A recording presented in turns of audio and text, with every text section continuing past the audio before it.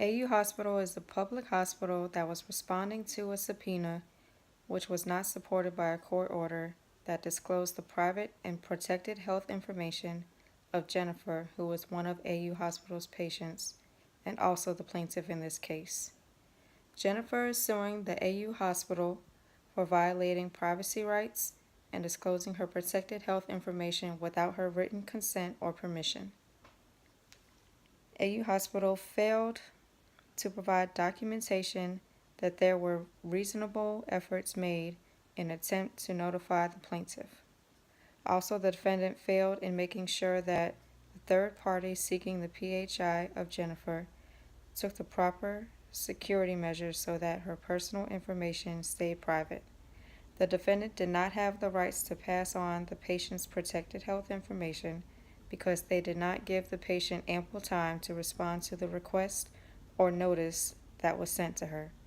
It seems as though the defendant only made one initial attempt to contact the patient and just thought it was okay to go ahead and move forward with allowing the release of Jennifer's protected health information. The defendant was at fault in this case because the subpoena was not supported by a court order. A HIPAA-covered provider or plan may disclose information to a party issuing a subpoena only if notification requirements of the privacy rule are met, and in which this case the notification requirements of the privacy rule were not met by the defendant. The defendant did not allow the plaintiff to seek a qualified protective order for the information from the court.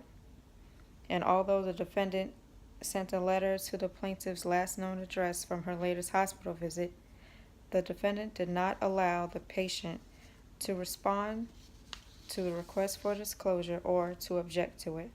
This was a violation of the plaintiff's rights. After reviewing both arguments from the plaintiff and the defendant, and based on the evidence and facts presented in this case, as a member of the jury, I side with the plaintiff. I feel that the plaintiff's rights were violated, and now her protected health information is no longer private or protected. The defendant should have taken all necessary steps to ensure they followed the privacy rule and that all regulations and requirements of the privacy rule were met. The defendant did not have any documentation showing that what they did had just cause. Under HIPAA, the simple issuance of a subpoena is no longer sufficient to obtain medical records.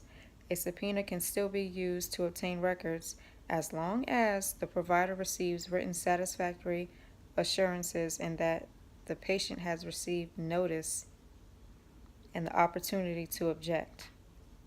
The defendant did not have the plaintiff's permission or documentation saying that the patient even received the notice, so therefore I am siding with the plaintiff. Thank you.